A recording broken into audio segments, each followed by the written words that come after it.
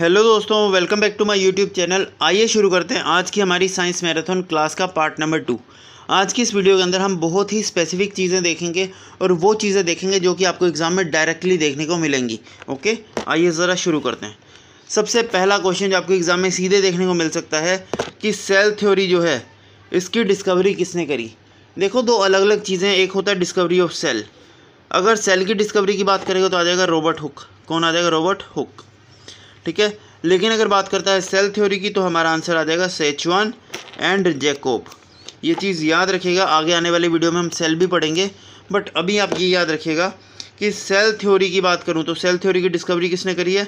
Szechuan और Jacob ने करी है। और किस ईयर में करी है? सर 1838 में करी है। ये आपका MTS का क्वेश्चन है 2019 का।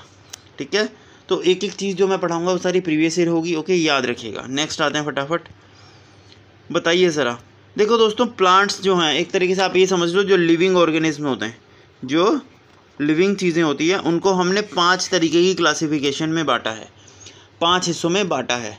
ठीक है, और यही इस चीज़ को बोलते हैं हम 5 kingdom classification, 5 kingdom classification of living things. जो लिविंग थिंग्स होती हैं उनको हमने 5 हिस्सों में बांटा है, 5 तरीक़ों में बांटा है, और इन्हीं को बोलते हैं 5 kingdom classification of living things. और ये किसने डिस्कवर करा है? तो आपसे एग्जामिनर सीधे पूछेगा कि 5 किंगडम क्लासिफिकेशन का कॉन्सेप्ट कौन लेकर के आया? तो सर ये कॉन्सेप्ट दिया गया है रॉबर्ट वाइटवेकर, रॉबर्ट वाइटवेकर द्वारा।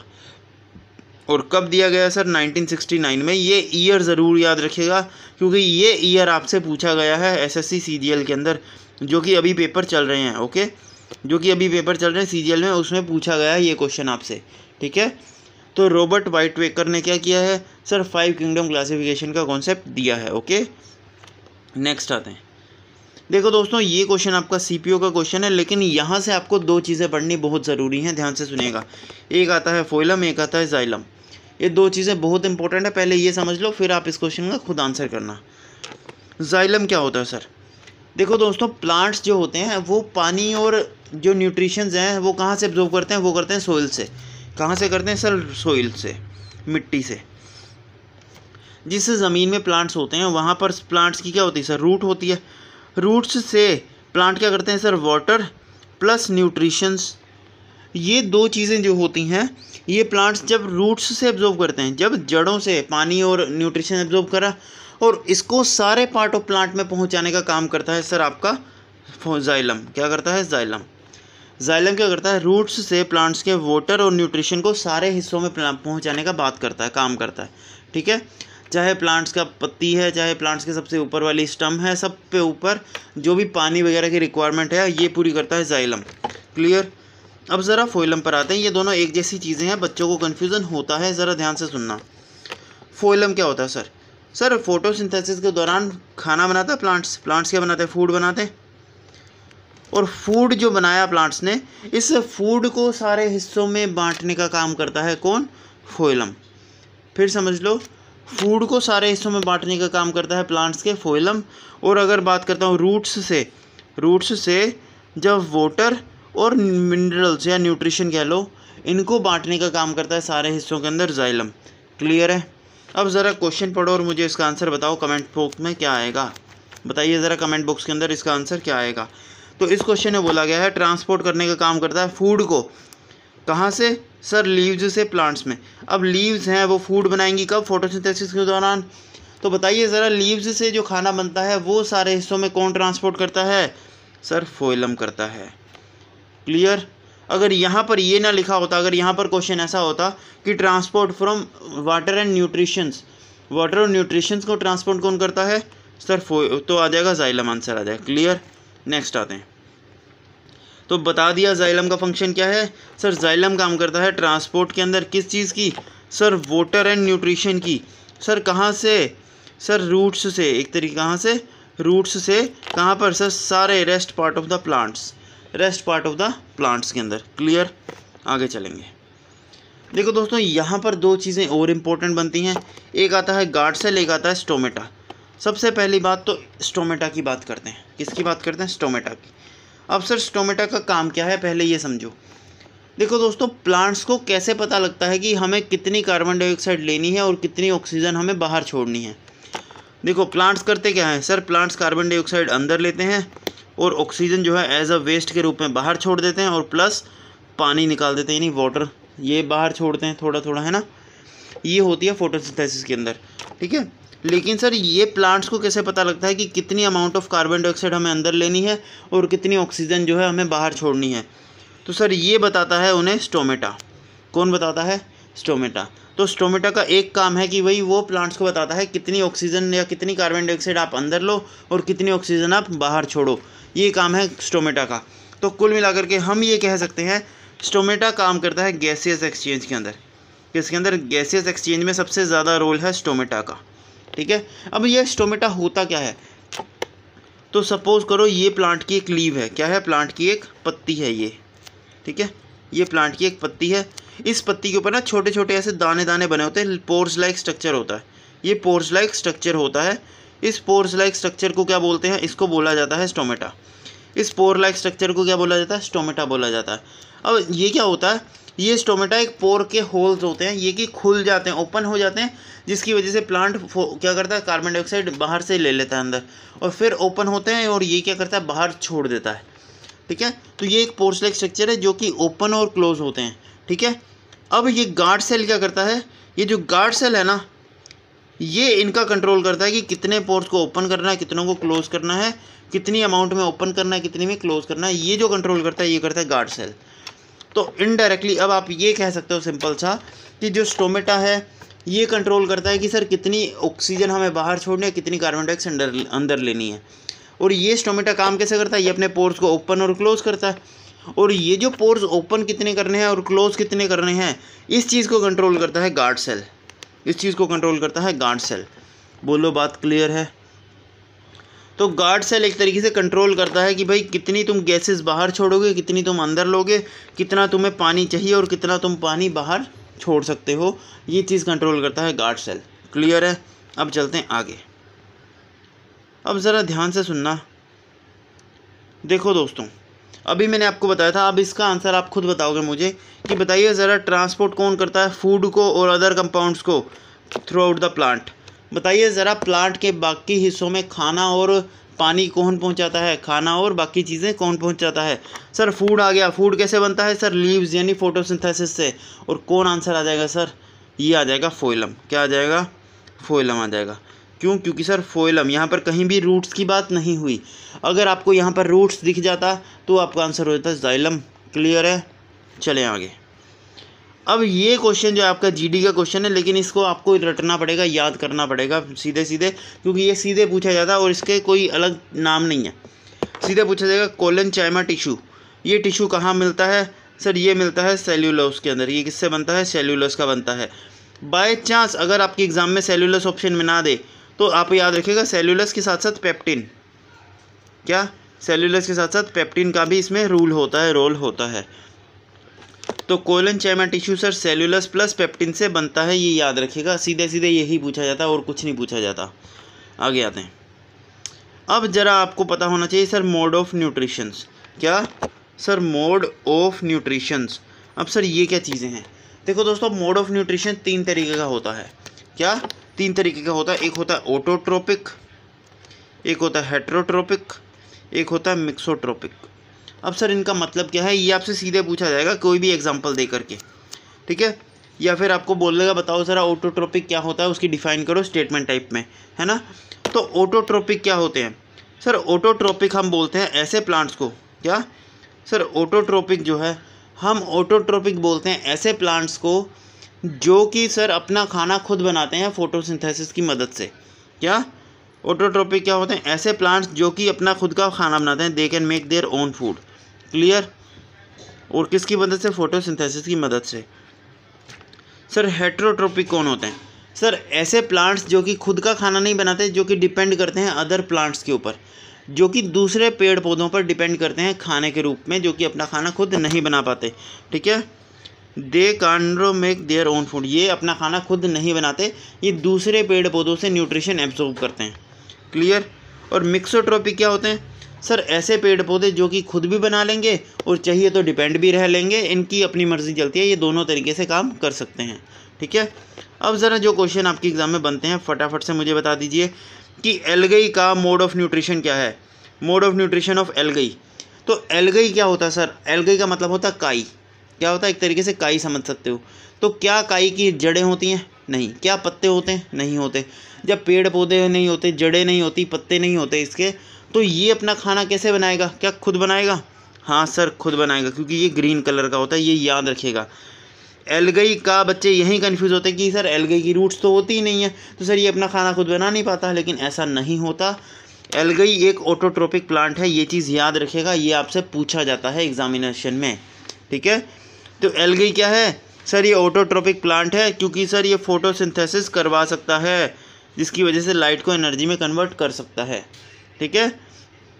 तो एल्गई कैसा प्लांट है? ऑटोट्रोपिक प्लांट है। अब इसी तरीके से अगर आपसे पूछ ले फंगई का, कि फंगई कैसे काम करता है सर, फंगई का मोड ऑफ न्यूट्रिशन क्या है, तो सर ये कौन सा है सर? सेप्रोफाइटिक या ऑटोट्रोपिक एक ही बात है, ये भी ऑटोट्रोप है। क्या है? ये भी ऑटोट्रोपिक है, ये भी ऑटोट्रोपिक है, याद रखिएगा।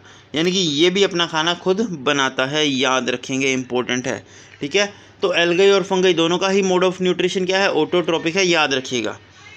नेक्स्ट आते हैं फटाफट, ये इंपॉर्टेंट है, ये आपसे सीधे पूछा जाएगा कि बताइए ज़रा ब्लू ग्रीन एल्गई किसे कहते हैं, और आपको ऑप्शंस में ये नाम मिलेगा। तो साइनोबैक्टीरिया को हम बोलते हैं blue green algae, blue green algae, ये याद रखेंगे, ये बहुत इंपॉर्टेंट है। एल्गईज के अंदर इस वीडियो में मैं आगे भी बताऊंगा आपको कितने पार्ट्स हैं sir. Red algae, blue algae, brown algae, green algae, ठीक है, red green algae, blue green algae, ये सारे पार्ट्स हम आगे देखेंगे, ये सारे पूछे जाते हैं, ठीक है। आगे आते हैं, अब मैं आपसे ही आंसर जानना चाहता हूँ। ऐसे प्लांट्स जिनकी ना तो स्टम होती, यानी कि ना तो रूट हो, ना तो स्टम, ना लीव्स, ना रूट्स, जिनकी ना तो मतलब खुद की जड़ें होती हैं, जिनकी ना तो खुद की पत्तियां होती हैं, जिनकी ना तो खुद की स्टम होती है, यानी कि क्या होते, तने होते हैं। तो बताइए ज़रा उन प्लांट्स को क्या कहते हैं। तो देखो दोस्तों, बिल्कुल, अब ऐसा प्लांट क्या होगा सर? ऐसे प्लांट्स होते हैं बहुत ही ज़्यादा कॉमन, जो कि हर जगह पर उग जाते हैं। इनको एक तरीके से काई बोलते हैं। क्या बोलते हैं? काई। और ये सर आते हैं किस में? थाइलोफाइट, ये आते हैं सर थाइलोफाइटा के अंदर, थाइलोफाइटा। ये सबसे बेसिक प्लांट होते हैं। क्या? सबसे बेसिक प्लांट, क्या कह सकते हैं? सबसे बेसिक, ये सबसे बेसिक प्लांट होते हैं। इनके पास ना तो लीव्स होंगी, ना तो रूट्स होंगी, ना तो स्टम होंगी, ठीक है। और ये बस फैलते जाते हैं, ये इनको कुछ नहीं चाहिए, इनको बस मॉइस्चर दिख गया ये फैल जाएंगे, इनको बस नमी चाहिए, नमी मिल गई ये फैल जाएंगे अपने आप, ठीक है। इनको बोलते हैं थाइलोफाइट। क्या बोलते हैं? थाइलोफाइट, ठीक है। आगे आते हैं, बताइए ज़रा। अच्छा, अभी मैंने पढ़ा, जस्ट अभी हमने पढ़ा है कि एल्गई का मोड ऑफ न्यूट्रिशन क्या है। तो कमेंट बॉक्स में बताइए कि एल्गई का मोड ऑफ न्यूट्रिशन क्या है, फिर इस क्वेश्चन पे आते हैं। पहले कमेंट बॉक्स में ये आंसर करिए कि एल्गई का मोड ऑफ न्यूट्रिशन क्या है, ठीक है। चलिए आइए अब इस क्वेश्चन पर आते हैं। तो बताइए ज़रा, एल्गई जो है इसको रोकने के लिए, इसको कंट्रोल करने के लिए, इसकी प्रोडक्शन, यानी कि ये फैलती ही ना जाए, इसको रोकने के लिए, कंट्रोल करने के लिए हम जो है किस केमिकल का यूज़ करते हैं? तो ये आ जाएगा कॉपर का यूज़ करते हैं। किसका सर? कॉपर का यूज़ करते हैं, ठीक है। नेक्स्ट आए, आओ ज़रा। स्टडी ऑफ पोलन ग्रेन्स किसे कहते हैं? ये आपके CGL का क्वेश्चन है, ओके। तो बताइएगा ज़रा, स्टडी ऑफ पोलन ग्रेन्स की स्टडी को क्या कहते हैं? पैलिनोलॉजी, पैलिंथोलॉजी, ये याद रखिएगा, इंपॉर्टेंट है, ठीक है। चलें आगे, आइए ज़रा। ये भी इंपॉर्टेंट क्वेश्चन है, बच्चों को नहीं पता होता। आप खुद बताइए, अगर ये क्वेश्चन आपके एग्ज़ाम में आता तो आपका आंसर क्या होता। और ये आपके एग्ज़ाम का, ये CHSL 2021 का क्वेश्चन है, CHSL 2021 का क्वेश्चन है। बताइए ज़रा, ब्रांच ऑफ बायोलॉजी जो कि डील करती है किससे? पेड़ पौधों की स्टडी। ऐसी ब्रांच क्या कहते हैं बायोलॉजी की जो कि पेड़ पौधों की स्टडी के बारे में बात करती है? तो बताइए ज़रा, इसका आंसर क्या आएगा सर? इसका आंसर आ जाएगा डेंड्रोलॉजी, याद रखिएगा, डेंड्रोलॉजी इसका आंसर आ जाएगा। अब सर ये टेक्सोनोमी क्या है? बच्चे यहाँ भी पूछता है, ये भी पूछता है टर्म, ये याद रखिएगा। देखो दोस्तों, टेक्सोनोमी क्या होती है? फॉर एग्जांपल देखो, दो तरीके के लोग होते हैं, एक होते हैं एनिमल्स, एक होते हैं प्लांट्स। ये दो अलग अलग हिस्सों में बांटती है। फिर एनिमल्स के अंदर भी यार, तेरे 2 पैर हैं, तेरे 4 पैर हैं, 2 पैर वाले एक कैटेगरी में, 4 पैर वाले एक कैटेगरी में। प्लांट्स के अंदर यार तू अपना खाना खुद बनाता है, तू ऑटोट्रोप है। यार तू अलग अपना खाना डिपेंड करके बनाता है, तू यार हेट्रोट्रोप है, ठीक है। तो ऐसे जो क्लासिफिकेशंस करते गए ना हम, जो ऐसे क्लासिफिकेशंस 2-2 हिस्सों में बांटते गए, इस बांटने की स्टडी को यानी कि क्लासिफिकेशन की स्टडी को बोलते हैं टैक्सोनॉमी। टैक्सोनॉमी होती है क्लासिफिकेशन की स्टडी। क्या? क्लासिफिकेशन की स्टडी ऑफ क्लासिफिकेशन। ये जो हम हिस्सों में बांटते गए ना, चाहे प्लांट्स हो चाहे एनिमल्स हो, चाहे एनिमल्स की भी सब कैटेगरीज करते गए, इस क्लासिफिकेशंस की स्टडी को बोला जाता है टैक्सोनॉमी। ये भी याद रखिएगा, ठीक है। चलिए आइए ज़रा आगे। सबसे छोटा सेल कौन सा है? सबसे छोटा लिविंग सेल कौन सा है?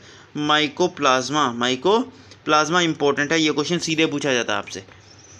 माइकोप्लाज्मा सबसे छोटा लिविंग सेल है, ठीक है।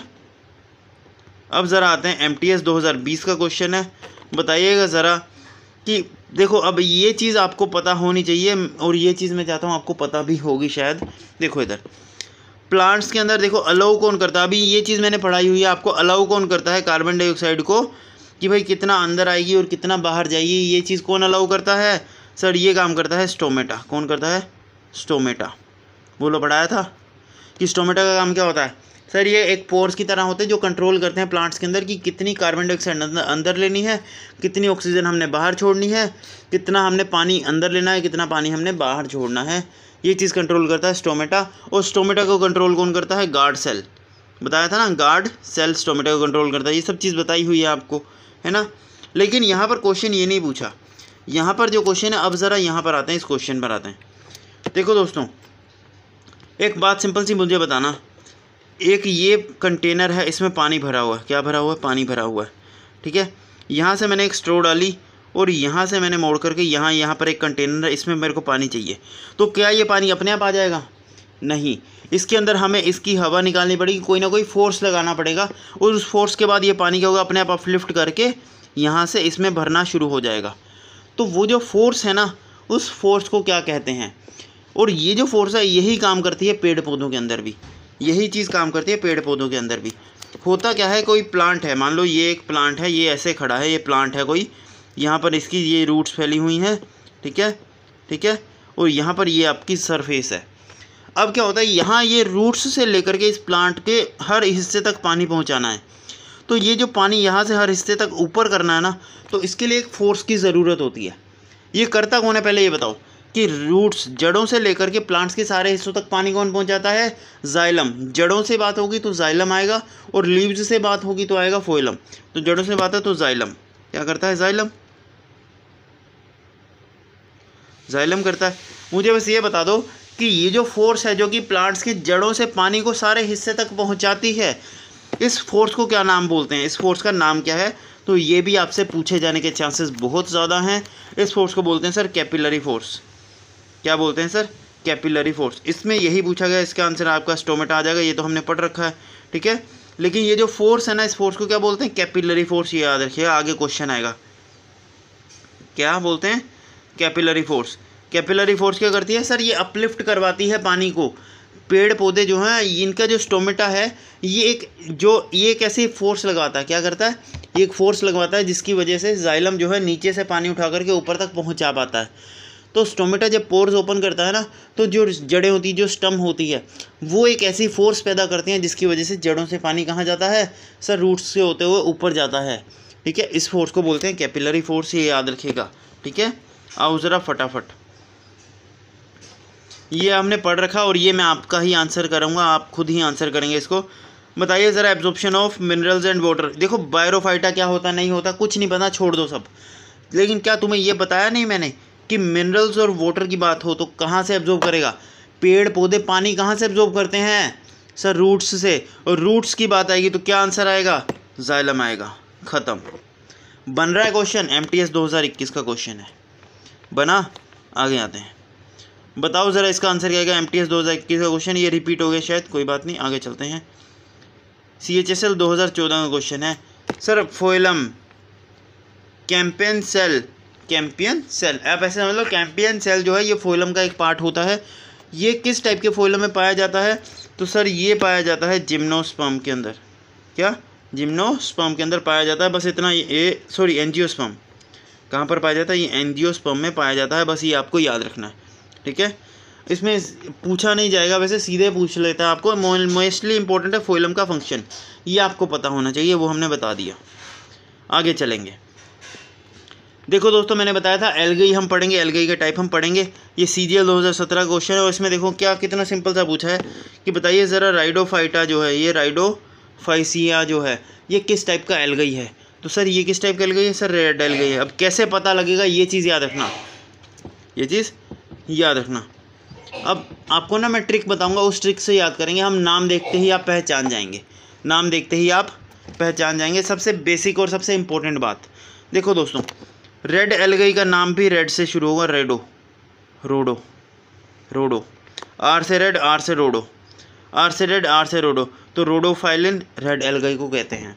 ठीक है। ग्रीन एल्गाई की बात करें तो ग्रीन लीव्स क्या करवाती हैं सर? फोटोसिंथेसिस कराती हैं। और फोटोसिंथेसिस कौन करवाता है? कौन कराता है सर? क्लोरोफिल। फोटोसिंथेसिस किसकी वजह से होता है? क्लोरोफिल। तो ग्रीन एल्गाई वाले का नाम भी क्लोरो से शुरू होगा। क्या? क्लोरो से जिसका नाम शुरू होगा, जिस एल्गाई का, वो कौन सा एल्गाई हो जाएगा? ग्रीन एल्गाई हो जाएगा। ठीक है। ब्राउन एल्गाई क्या होगा? जो ना तो रोडो होगा ना क्लोरो होगा, वो ब्राउन एल्गाई का आ जाएगा पार्ट, ये हम आगे देखेंगे। एक काम करिए, आप टेलीग्राम ज्वाइन कर लीजिए। टेलीग्राम पर मैं आपको लिस्ट दूंगा, इस PDF में मैंने इंक्लूड नहीं करी।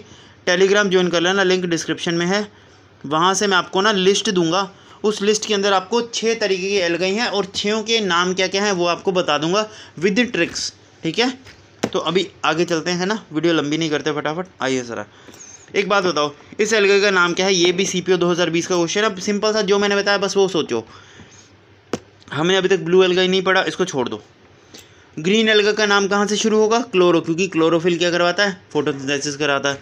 तो ग्रीन एल्गा का नाम क्लोरो से शुरू हुआ, क्लोरो से नहीं है शुरू, ये ख़त्म। रेड एल्गा का नाम रोडो से शुरू होगा, ये भी नहीं है, बचा ब्राउन एल्गाई। तो फेलोसिन ये ब्राउन एल्गाई का नाम है। आगे चलेंगे। जाइलम का फंक्शन क्या है? कमेंट बॉक्स में लिखिए। जाइलम का फंक्शन क्या है? कमेंट बॉक्स में लिखिए। सर ये ट्रांसपोर्ट कराता है वाटर और मिनरल्स को और न्यूट्रिशन को बाकी हिस्सों में प्लांट्स के। क्लियर। आगे आते हैं। फोइलम का काम क्या है सर? ये लीव्स से ये फूड को ट्रांसपोर्ट कराता है अदर पार्ट्स ऑफ प्लांट्स में। आगे चलेंगे। अच्छा, एक बहुत ही इंपॉर्टेंट और बहुत ही बेसिक था क्वेश्चन, और ये क्वेश्चन आपने एग्जाम में देखा भी होगा। बताओ ज़रा, फोटोसिंथेसिस के टाइम पर, क्या ध्यान से सुनना, फोटोसिंथेसिस जो होती है ये किस लाइट में सबसे ज़्यादा होगी? किस टाइप की लाइट में फोटोसिंथेसिस सबसे ज़्यादा होगी? तो सबसे ज़्यादा फोटोसिंथेसिस होती है सर रेड लाइट के अंदर। कौन सी? रेड लाइट के अंदर फोटोसिंथेसिस सबसे ज़्यादा होती है, सबसे मैक्सिमम होती है रेड लाइट के अंदर। और सबसे कम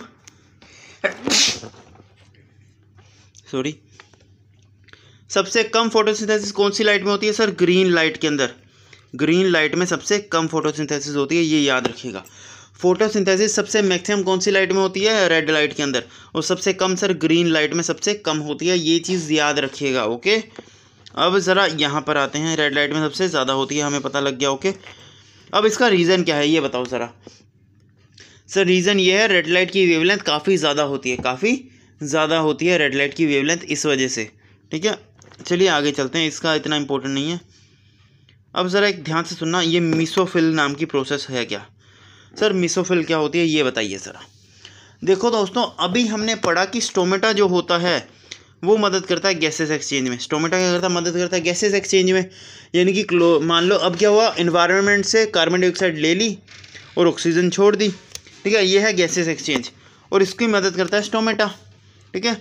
अब यही चीज़ की बात क्या होता है? फोटोसिंथेसिस। ये चीज़ किसके दौरान होती है? फोटोसिंथेसिस के दौरान। और फोटोसिंथेसिस के दौरान जब ये गैसेस एक्सचेंज की प्रोसेस चल रही होती है, इस प्रोसेस को नाम दिया जाता है मीसोफिल का। मीसोफिल का। इसको दो तरीके से जान सकते हो आप, या तो मिडल लेयर ऑफ फोटोसिंथेसिस कह लो, कि फोटोसिंथेसिस जब हो रहा है, आधा हो चुका है आधा बचा है, यानी कि प्लांट्स ने बाहर से कार्बन डाइऑक्साइड तो ले ली लेकिन अभी ऑक्सीजन और गैसेज अदर बाहर नहीं छोड़ी, तो वो जो बीच की प्रोसेस है ना, इसको बोलते हैं मीसोफिल। या फिर आप ऐसे याद रख लो कि जब गैसेस एक्सचेंज होता है प्लांट्स के अंदर फोटोसिंथेसिस के दौरान, जब फोटोसिंथेसिस के दौरान गैसेस एक्सचेंज होता है, इस गैसेस एक्सचेंज की प्रोसेस को बोला जाता है मीसोफिल, जिसे करवाने का काम करता है स्टोमेटा, और स्टोमेटा को कंट्रोल कौन करता है? Guard cell. गैसेस एक्सचेंज की प्रोसेस करवाता है मीसोफिल, और ये मीसोफिल का ये गैसेस एक्सचेंज करवाता कौन है? स्टोमेटा। कौन करवाता है? स्टोमेटा। और स्टोमेटा को कंट्रोल कौन करता है? ये करता है sir guard cell, GC guard cell. Clear हुई बात बढ़िया से। तो मेसोफिल क्या है सर, गैसेस एक्सचेंज की प्रोसेस बोल सकते हो या फिर बोल सकते हो मिडल ऑफ द फोटोसिंथेसिस। चले आओ ज़रा। सर ये ग्यूटेशन क्या होता है, ये बहुत इंपॉर्टेंट है और बहुत बार पूछा जाता है। ग्यूटेशन बहुत बार पूछा जाता है और आपसे पूछा जाता है फर्मेंटेशन बहुत बार पूछा जाता है, ये भी देखेंगे। अभी आइए फटाफट ग्यूटेशन पे ऊपर आते हैं। सर ग्यूटेशन है क्या, देखो दोस्तों आपको एग्जांपल से समझाता हूँ फटाफट, सीधे यहाँ पर समझना। ये एक पेड़ की पत्ती है, इस पत्ती पर आप देख रहे हो, मैंने आपको बताया था प्लांट्स को जो पानी एक्सेस होता है, जो पानी ज़्यादा होता है वो बाहर छोड़ता है प्लांट्स। वो प्लांट क्या करते हैं, बाहर छोड़ते हैं। जैसे मान लो बहुत ज़्यादा हैवी रेनफॉल हुई है, प्लांट सारा पानी थोड़ी सोख लेंगे, तो जो पानी एक्सेस रहेगा उनको क्या करते हैं, वो बाहर फेंक देते हैं। तो जो भी प्लांट अपनी पत्तियों के किनारे से पानी, ऐसे देखो यहाँ पर ये वाटर ड्रॉपलेट्स दिख रही हैं आपको, ये वाली ये दिख रही हैं। तो ये जो वाटर ड्रॉपलेट्स जो प्लांट्स अपनी किनारे से फेंक देता है ना, लीव्स के किनारों से बाहर फेंक देता है, इस प्रोसेस को बोलते हैं ग्यूटेशन। क्या बोलते हैं, ग्यूटेशन। यानी कि क्या करता है प्लांट्स टिप ऑफ लीव्स, अपनी लीव्स की टिप्स पे यानी किनारों से क्या करता है, जो पानी है उसको बाहर फेंकता है। इस प्रोसेस को बोला जाता है ग्यूटेशन। क्या बोला जाता है, ग्यूटेशन। अब बच्चों को कन्फ्यूजन होगा कि सर ये भी स्टोमेटा करवाता है। नहीं मेरे भाई नहीं, ये असल में होता क्या है, ध्यान से सुनना। इसमें होता है क्या, जैसे मान लो रेनफॉल हुई, अब पत्तियों के ऊपर भी पानी गिरा, तो पत्तियों का काम क्या, जो स्टोमेटा है वो ओपन करके अपना होल्स पानी अंदर ना ले ले। ठीक है, तो अब ये क्या होगा कि स्टोमेटा अब गार्ड सेल की वजह से, गार्ड सेल क्या करेगा, उसको कंट्रोल करेगा कि तू ओपन नहीं होगा। अब स्टोमेटा जब ओपन नहीं होगा तो जो पत्तियां हैं ना, वो पानी क्या करती है, वो अपने किनारों पर रख देती हैं, किनारों पर बैठ जाता है। जो पानी है वो किनारों पर बैठ जाता है और इस प्रोसेस को बोलते हैं ग्यूटेशन। क्या बोलते हैं, ग्यूटेशन। आप बस इतना याद रखिए, ग्यूटेशन में क्या होता है, प्लांट जो होता है अपनी पत्तियों के सहारे पानी जो है उसको बाहर फेंकता है। सॉरी, देखो यार छींक भी आ रही है। अब आप सब्सक्राइब तो कर दो कम से कम, है ना। चलो आओ। तो ग्यूटेशन क्या होता है, ग्यूटेशन के अंदर क्या होता है, प्लांट्स जो होते हैं अपने टिप ऑफ लीव्स के किनारों से क्या करते हैं, पानी को बाहर फेंकते हैं। बस इतना याद रखिएगा, पानी को बाहर फेंकते हैं, इसको बोला जाता है ग्यूटेशन। ठीक है, और ग्यूटेशन कब लगता है बताइए ज़रा, ग्यूटेशन कब लगता है। आप बहुत प्यासे हैं, मान लो आपको 1 गिलास पानी पिला दिया, आपने बोला ठीक है, 2 गिलास पिला लिया, आप पी लेंगे। अब आपकी प्यास भर चुकी है, अब आपको कोई 1 गिलास और देगा, आप पी लेंगे कि चल ठीक है कोई बात नहीं चल जाएगा। लेकिन अब आपको कोई बोले 1 और गिलास पिला, आप बोलोगे भाई हाथ जोड़े अब बस कर दे। तो यही होता है। तो वही सेम चीज़ होती है प्लांट्स के साथ।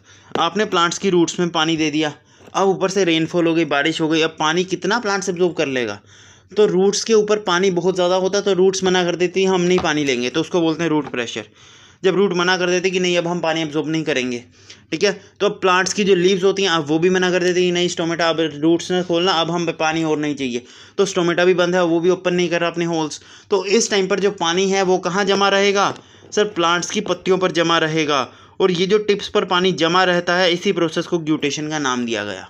बोलो बात क्लियर है।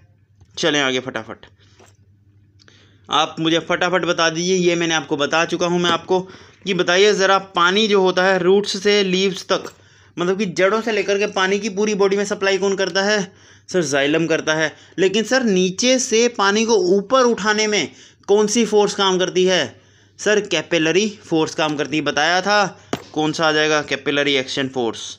क्लियर है, कोई डाउट। चलें आगे, ये आ जाएगा ट्रांसपीरेशन। ये भी आपसे बहुत बार पूछा जाता है कि सर ट्रांसपीरेशन होती क्या है। देखो दोस्तों मेरी बात ध्यान से समझना, ट्रांसपीरेशन का मतलब क्या होता है। देखो दोस्त, अभी मैंने बताया कि ट्रांसपीरेशन का आप कैसे समझाऊँ आपको। देखो दोस्तों, होता क्या है, ध्यान से समझना मेरी बात। ये प्लांट्स की एक पत्ती है, समझना ध्यान से, ये प्लांट्स की एक पत्ती है, यहाँ पर ये है, यहाँ पर स्टोमेटा के ये होल्स थे, ठीक है, ये होल्स, ठीक है, ये होल्स थे। अब ट्रांसपीरेशन का मतलब क्या होता है, बहुत ध्यान से समझना। स्टोमेटा ने क्या किया, फोटोसिंथेसिस के बाद जो एक्सेस अमाउंट ऑफ पानी था उसको यहाँ पर अपने पोर्स के रूप में जमा दिया। यहाँ पर छोटी छोटी बूंदे करके पानी जो है जमा दिया कि भाई स्टोमेटा को नहीं चाहिए, स्टोमेटा ने बाहर निकाल दिया। और वो पानी पत्ती पर ना बूंदों बूंदों करके जम गया, पत्ती के ऊपर ना ओस के रूप में जम गया। एक तरीके से आप समझ जाओगे, सुबह सुबह आप देखोगे ओस हुई होती ना पानी के ऊपर, पानी जो होता है ओस की तरह जमा होता है पत्तियों पे, है ना, तो ओस की तरह पानी जैसे जम गया। अब क्या होता है, जब सनलाइट पड़ती है इस पर, यहाँ पर ये मान लो सन है आपका, ठीक है, ये जो सनलाइट इस पर पड़ेगी, ये जो पानी होगा ये इवेपोरेट हो जाएगा। क्या, प्लांट्स की लीफ पर पोर्स की फॉर्म में प्लांट्स ने पानी जमा दिया। अब इस पानी पर ये सनलाइट पड़ी और ये जो पानी की बूंदें थी ये इवेपोरेट हो गई, और इसी प्रोसेस को बोला जाता है ट्रांसपीरेशन। क्या बोला जाता है? ट्रांसपीरेशन। यानी कि जो एक्सेस अमाउंट ऑफ पानी था प्लांट के अंदर, जो ये एक्सेस अमाउंट ऑफ पानी था, इस पानी को सनलाइट की मदद से प्लांट्स ने अपने अंदर तो लिया नहीं, जो प्लांट्स की बॉडी में एक्सेस था उसने क्या किया, प्लांट्स ने अपनी पत्तियों के ऊपर पोर्स के रूप में जमा दिया।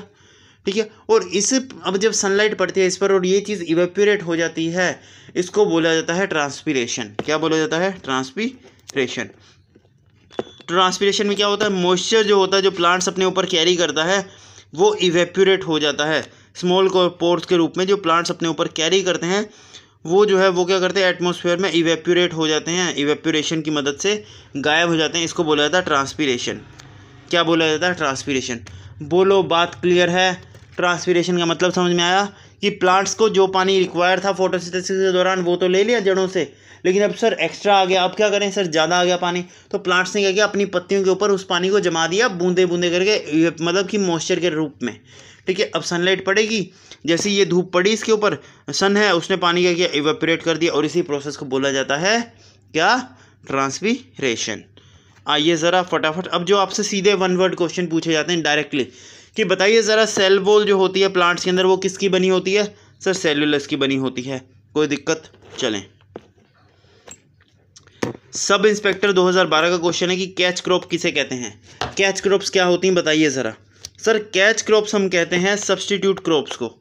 ऐसी क्रॉप्स, जैसे मान लो आपने कोई खेती करी, आपने मान लो गेहूं की फसल उगाई, लेकिन गेहूं प्रॉपर नहीं उगी, आपने उगाई लेकिन पानी वानी दिया, हफ्ते 10 दिन बाद आके देखा, आपने देखा यार गेहूं सही तरीके से नहीं लगी, ग्रोथ नहीं हो पा रही, तो आपने क्या किया, फसल नहीं हटाई, आपने उसी के ऊपर एक दूसरी क्रॉप लगा दी कि चलो कम से कम ये तो होएगी, है ना। तो जो सब्स्टिट्यूट क्रॉप है जो प्लांट करी जाती है रेगुलर क्रॉप के फेल होने के बाद, जो हम रेगुलरली क्रॉप लगाते हैं ना, जब वो नहीं जम पाती, वो नहीं आ पाती, मान लो आपने एक बार खेती करी, वहाँ पर आपने चावल उगाया, अगली बार खेती करी, उस खेत में वापस से चावल उगाया, अब क्या हुआ, जो मिट्टी के न्यूट्रिशंस है ना वो सारे चावल एब्जॉर्ब कर गया, अब वापस से चावल की फसल उगाओगे वो इतनी अच्छी फसल नहीं उग पाएगी। क्यों? क्योंकि मिट्टी के पास अब उतने न्यूट्रिशन नहीं है कि वो एक और बार चावल की फसल उगा पाए। तो अब आप क्या करते हो, आप ना फसल को चेंज करते हो, अब आपने फसल की, उसकी चावल की बजाय अब आपने वहाँ पर क्या कर दिया, आपने मक्का बो दिया, मेज़, है ना, मेज़ की उगाने शुरू कर दी। अब क्या हुआ, मिट्टी ने इतनी देर में रिट्राइव कर दिया अपनी न्यूट्रिशन, क्या कर दिया, न्यूट्रिशन रिट्राइव कर दिए, तो उसके बाद अब वापस से आप क्या करोगे, चावल उगाना शुरू कर सकते हो, है ना। तो ये जो मक्के की फसल लगाई ना बीच में आपने, चावल आप रेगुलरली उगाते हो, लेकिन इस साल आपने चावल ना उगा करके मक्का उगा दिया, क्यों? ताकि मिट्टी जो है अपने न्यूट्रिशन को रिट्राइव कर पाए। ठीक है, इसी को बोला जाता है कैच क्रॉप। मेज़ उसके लिए क्या हो गई, कैच क्रॉप हो गई। नेक्स्ट आते हैं, पोलियो किसकी वजह से होता है, मुझे सीधे सीधे बताओ, पोलियो किसकी वजह से होता है? सर ये एक बैक्टीरियल डिजीज़ है, ये सॉरी वायरस डिजीज़ है, वायरस की डिजीज़ है, याद रखिएगा। ठीक है, एक चीज़ और पूछी जाती है, विटामिन ए, ध्यान रखिएगा, विटामिन ए। आपको एक सीधे मैं क्वेश्चन बताता हूँ, देखो विटामिन ए सीधे सीधे आप याद रखो, विटामिन ए का मतलब है आई। क्या मतलब है? आइस। क्या मतलब? आइस। बस जितनी भी आपकी आंख से रिलेटेड बीमारियां दे देगा कोई, ब्लाइंडनेस हो गई सर, नाइट ब्लाइंडनेस हो गई, कलर ब्लाइंडनेस हो गई सर, ब्लर हो रहा है सर, दिख नहीं रहा प्रॉपरली, ये जितनी भी आंख से जुड़ी हुई डिजीज़ आएंगी, ये सब की सब किसकी कमी से होती हैं? विटामिन ए की कमी से होती हैं। ख़त्म, याद रहेगी।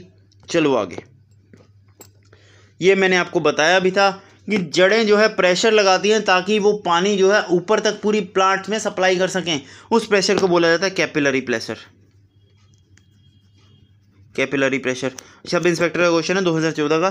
ठीक है, और इस कैपिलरी प्रेशर को मेज़र कौन करता है, कौन सा डिवाइस मेज़र करता है?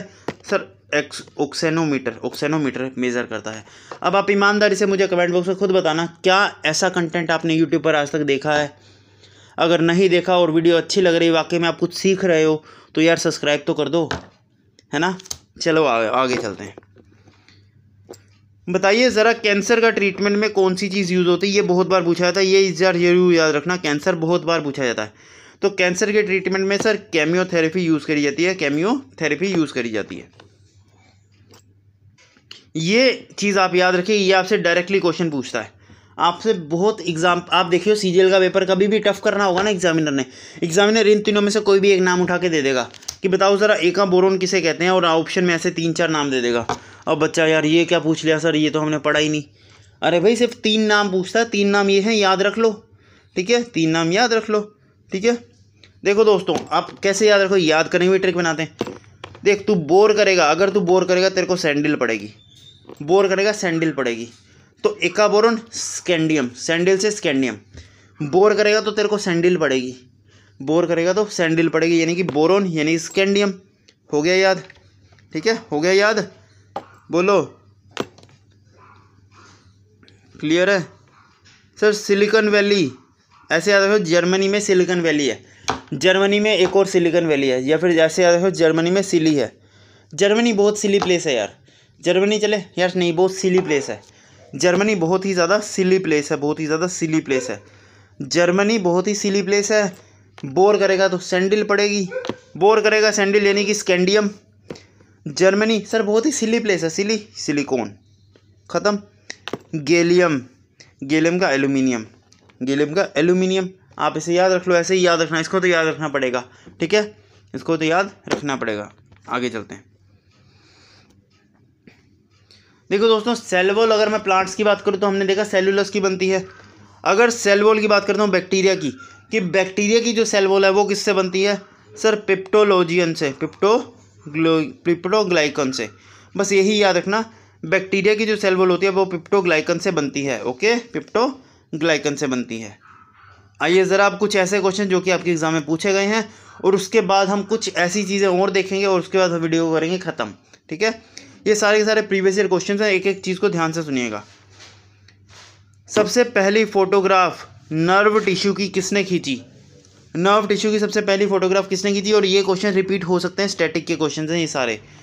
तो सर गोल्गी, ठीक है, गोल्गी ने फ़ोटो खींची नर्व सेल की 1873 में, 1873 में, ठीक है, गोल्गी ने नर्व सेल की फ़ोटो खींची थी 1873 में। बस इतना याद रख लो, आगे आओ। रॉबर्ट हुक ने सेल की डिस्कवरी कब करी, कब टर्म करी सेल? सर 1665 के अंदर। लेकिन ये सर डेड सेल था, कौन सा सेल था? ये डेड सेल था, याद रखिएगा, डेड सेल था, याद रखेंगे। ठीक है, अब आप मुझे कमेंट्स में बताएंगे कि लिविंग सेल की डिस्कवरी किसने करी? क्या लिविंग सेल की डिस्कवरी किसने करी? लिविंग सेल की डिस्कवरी किसने करी? इसका आंसर रॉबर्ट हुक नहीं आएगा, याद रखिएगा। रॉबर्ट हुक ने सेल की डिस्कवरी करी है, लेकिन वो डेड सेल था। अगर एग्जामिनर पूछ लेता है कि लिविंग सेल की डिस्कवरी किसने करी, तो आंसर कमेंट बॉक्स में ज़रूर करो, ठीक है, बाकी वीडियो के एंड में हम देख लेंगे। ओके, आइए ज़रा आगे। इम्यूनिटी सिस्टम के लिए कौन सा विटामिन काम आता है? देखो, अब मैंने आपको क्या बताया था, आप खुद ईमानदारी से बताना। अभी आपको बताया था कि विटामिन ए का कनेक्शन होता है आँख से। अब इस क्वेश्चन को पढ़ो, मान लो आपको आंसर नहीं भी आता, आपको एक चीज़ पता है, लो लाइट विजन, यानी कि कम लाइट में दिखता नहीं है क्लियर, कम लाइट में क्लियरली नहीं देख पाते। विजन, विजन यानी आँख से रिलेटेड डिजीज है, और आँख से रिलेटेड विटामिन ए आएगा आंसर। कोई दिक्कत? बोलो। ये छोटे छोटे हिंट्स हैं, आपको पता होने चाहिए। आपको याद रखना है कि आँख से जुड़ी हुई हर डिजीज़ विटामिन ए से जुड़ी हुई होगी। ओके, याद रखिएगा। विटामिन के का काम क्या है सर? क्लोटिंग में, ब्लड क्लोटिंग में, ब्लड क्लोटिंग के अंदर। ब्लड क्लोटिंग का मतलब क्या हुआ? जैसे मान लो आपकी चोट लगती है, आपकी खून निकल रहा है, वो अपने आप थोड़ी देर में बंद हो जाता है, ठीक है। वो क्यों बंद होता है सर? आसपास जो क्लोटिंग होती है ना ब्लड की, वो करता है सर विटामिन के की वजह से। ओके, नेक्स्ट आते हैं, बताइए ज़रा। ये आपको सीधे याद रखना, देखो इनसफिशिएंट लेवल ऑफ, देखो सिंपल सा ऐसे याद रखना, लो अमाउंट ऑफ कैल्शियम जो होता है ब्लड के अंदर, ठीक है, उस बीमारी को क्या कहते हैं? सर हाइपोसेलेमिया कहते हैं। कैल्शियम, देखो कैल्शियम से आप ऐसे याद रखें, कैल्शियम कैलेमो, ठीक है। तो बस ये याद रखो, ब्लड में अगर कैल्शियम की कमी होती है उसको कैसे जानते हैं सर? हाइपोकैलेमिया कहते हैं उसको, बस। रिडक्शन डिवीज़न, रिडक्शन डिवीज़न, इस प्रोसेस को क्या कहते हैं? देखो दोस्तों, जो ये एक प्रोसेस है जो आपसे पूछी जा सकती है, इसको पढ़ना पढ़ लो, नहीं पढ़ना ना पढ़ो, क्योंकि ये प्लांट का रिलेटेड क्वेश्चन नहीं है ना। तो अभी हम आगे चलेंगे, इसको स्किप करूँगा मैं। ये आपके लिए इम्पोर्टेंट है, ये आपके लिए इम्पोर्टेंट है, ध्यान से सुनिएगा। Single cell photosynthetic organism, single cell organism है, फोटोसिंथेटिक यानी कि जो अपना खाना खुद बनाते हैं, ठीक है, और ये प्राइमरी प्रोड्यूसर हैं, प्राइमरी प्रोड्यूसर हैं, ठीक है। तो ये होते हैं सर प्लांटिकोन। कौन होते हैं? फाइटोप्लांटिकोन। फाइटोप्लांटिकोन सबसे बेसिक प्लांट्स होते हैं जिनको कुछ भी नहीं चाहिए, जो अपना खाना खुद बनाते हैं, पानी के ऊपर उग जाते हैं। और ये एक पानी के ऊपर आपने देखा होगा हरी हरी हरी हरी कुछ जम जाती है लेयर सी, इसको बोलते हैं प्लांटिकोन। क्या बोलते हैं? प्लांटिकोन। ठीक है, चलिए अब कुछ इंपॉर्टेंट डिस्कवरीज हैं जो आपसे पूछी जा सकती हैं और उसके बाद हमारी वीडियो होती है ख़त्म। ठीक है, आओ ज़रा फटाफट देखो दोस्तों, मैंने बताया था कि आपको स्टार्टिंग में भी बताया था सेल थ्योरी किसने डिस्कवर करी है? सर सैचुएन और जैकोब ने करी है, 1830 में करी है, 1830 में करी है। रॉबर्ट हुक ने करी है, डिस्कवरी ऑफ सेल करी है, डिस्कवरी ऑफ सेल 1665 में करी है। ठीक है, आइए ज़रा, सर मैंने बताया था कि लिविंग सेल की डिस्कवरी किसने करी है? सर 1674 में करी है, सर लीव हुक ने करी है। ये भी आपसे पूछा जाता है, याद रखिएगा। ये जो इन्होंने रॉबर्ट हुक ने करी है 1665 में, ये एक डेड सेल था। कौन सा था? Dead cell. लेकिन अगर पूछ रहे डिस्कवरी ऑफ लिविंग सेल तो क्या आ जाएगा? Antonie van Leeuwenhoek. अब याद कैसे करें सर? भूल जाएंगे हम तो। याद कैसे करना है? देखो इधर, देखो रॉबर्ट हुक ने सेल की डिस्कवरी करी है, डेड सेल था, ये सबको पता है। लिविंग सेल की डिस्कवरी, यार जिंदा होगा तो कैसे आएगा? सर वैन लेके आएगा। अगर लिविंग बीइंग होगा, जिंदा होगा तो वैन में आएगा, तो एंटोनी वैन। जिंदा होगा तो वैन में आएगा, तो लिविंग सेल सर वैन में आएगा, यानी कि वैन, नाम में वैन आएगा, ऐसे याद रख लो। ठीक है, चलो आओ। Father of modern periodic table किसे कहा जाता है? सर थिम्पी मैकियालवी को कहा जाता है, थिम्पी मेंडेलीव को कहा जाता है, थिम्पी मेंडेलीव को कहा जाता है, याद रखिएगा। ठीक है, मॉडर्न पीरियोडिक टेबल के फादर किसे कहा जाता है? थिम्पी मेंडेलेविन को कहा जाता है। ठीक है, फादर ऑफ जेनेटिक्स, देखिए दोस्तों, जेनेटिक्स बोल दे या फिर बोल दे हेरिडेटरी, या फिर बोल दे हेरिडेटरी। इसका मतलब क्या होता है? देखो दोस्तों, बॉय होगा या गर्ल होगा, कितने पेयर ऑफ क्रोमोसोम हैं, है ना, कौन सा पेयर जेंडर डिसाइड करता है ना, ये सब चीज़ें, इसको बोलते हैं हेरिडेटरी। कि लड़का होगा या लड़की होगी, ये जो हमने बताया था ना, हम बचपन में करते होते थे, ये XX है, ये XY है। ठीक है, तो लड़का है या लड़की है, ये कैसे पता लगेगा? तो ये सारी चीज़ों की जो स्टडी है हेरिडेटरी की, या फिर आप बात कर सकते हैं जेनेटिक्स की, ये किसने करी है? सर ये जॉर्ज मेंडल ने करी है, जॉर्ज मेंडल ने करी है। ठीक है, आपसे पूछा जाता है, इस बार आपसे पूछा गया था CGL 2023 के अंदर कि ये जो जॉर्ज मेंडल है, इन्होंने थ्योरी ऑफ जेनेटिक्स तो दी है, लेकिन इनका एक्सपेरिमेंट इन्होंने किस पर किया था? एक्सपेरिमेंट ये इन्होंने किया था मटर के दाने पर, पी प्लांट पर, या मटर के ऊपर इन्होंने एक्सपेरिमेंट किया था, जिसके बाद इन्होंने ये कॉन्सेप्ट जनरेट किया था कि जेंडर क्या होगा। बताइए ज़रा कि नोमेनक्लेचर ऑफ बायोलॉजी, बायोलॉजी के अंदर जितने भी हम नाम पढ़ते हैं नोमेनक्लेचर, उसके फादर किसे कहा जाता है? मॉडर्न बायोलॉजिकल के नोमेनक्लेचर के फादर कहा जाता है कार्ल लियोनिन को, लियोर्स न्यूलेंस को। अब बस इतना याद रखिए कि भाई इसकी डिस्कवरी इसलिए नहीं याद रखनी कि सर इन्होंने नोमेनक्लेचर दिया, नहीं, इसकी याद रखनी इसलिए क्योंकि इन्होंने 2 किंगडम क्लासिफिकेशन दिया है, 2 किंगडम क्लासिफिकेशन दिया। यानी कि यार कौन से, एक बात बताओ, ह्यूमन बीइंग और प्लांट्स कैसे अलग अलग है? तुम कैसे कह सकते हो कि ये प्लांट्स हैं, हम ह्यूमन बींग्स हैं? तो ये जो अलग किया ना इन्होंने कि ह्यूमन बींग्स अलग है, प्लांट्स अलग हैं, ये किया है सर कार्लोस लाइनस ने, और इन्होंने क्लासिफिकेशन दी है 2 किंगडम क्लासिफिकेशन। 2 किंगडम क्लासिफिकेशन आपसे सीधा पूछा जाएगा, सर इन्होंने करी है। 4 किंगडम क्लासिफिकेशन किसने करी है? ये मैंने आपको वीडियो में स्टार्टिंग में बताया था कि sir 5 kingdom classification, 5 kingdom classification ये किसने करी है? इसका आंसर कमेंट बॉक्स में बताइए। ये हमने स्टार्टिंग में पढ़ा है इसी वीडियो के अंदर, याद आया? चलिए आइए, ये है सर रॉबर्ट वाइटवेकर। बोलो पढ़ा कि नहीं पढ़ा? पढ़ा था ना स्टार्टिंग में कि सर 5 किंगडम क्लासिफिकेशन किसने करी है? सर 1969 में करी है, वाइटवेकर ने करी है। अगर यहीं पूछ लेगा 2 किंगडम क्लासिफिकेशन, सर कार्लोस लैनियस ने। आइए ज़रा लास्ट, डीएनए जो कि सबका अलग अलग होता है और सबकी बॉडी में होता है। डीएनए की डिस्कवरी किसने करी है? सर रिच ने। याद कैसे रखना है सर? अगर कोई पर्सन रिच होगा तो वो डीएनए भी खरीद सकता होगा, अगर कोई पर्सन रिच है तो वो डीएनए भी खरीद सकता है। आप ऐसे याद रख लो कि डीएनए की डिस्कवरी किसने करी? सर रिच ने करी। अगर कोई रिच है तो वो डीएनए भी खरीद सकता है, ऐसे याद रख लो, याद करने के लिए। ठीक है, ईयर वियर ने याद रखो, इसमें ईयर का कोई रोल नहीं है इसमें, आपको बस इतना याद रखना डीएनए की डिस्कवरी किसने करी? Sir rich. जो रिच होगा वो डीएनए भी खरीद सकता है। चलिए बताइए ज़रा, बहुत इंपॉर्टेंट है, एंजियोस्पर्म्स कौन से प्लांट्स होते हैं? ये कुछ ऐसी चीज़ें जो आपको पता होनी चाहिए, बस सिंपल सा। एंजियोस्पर्म्स कौन से प्लांट्स होते हैं? सर एंजियोस्पर्म्स ऐसे प्लांट्स होते हैं जिनकी जो सीड्स होती हैं, ठीक है, वो फ्रूट के अंदर होती हैं। जैसे एप्पल, आप एप्पल को काटते हो तो उसके बीच में उसके बीज निकलते हैं ना, ठीक है, एप्पल को काटते हो उसके बीच में उसके बीज निकलते हैं। अनार को काटते हो तो अनार के अंदर उसके बीज निकलते हैं, है ना। तो उसी तरीके से जिनके भी बीज उनके अंदर होते हैं, फ्रूट्स के अंदर होते हैं, उनको बोलते हैं एंजियोस्पर्म। अब तुम बोलोगे सर सारे प्लांट्स ऐसे होते हैं, नहीं भाई। स्ट्रॉबेरी जो होती है उसके ऊपर पोर्स होते हैं ना, छोटे छोटे, वो उसके सीड्स होते हैं। तो स्ट्रॉबेरी के सीड्स तो बाहर की तरफ हैं, तो वो एंजियोस्पर्म नहीं होंगे।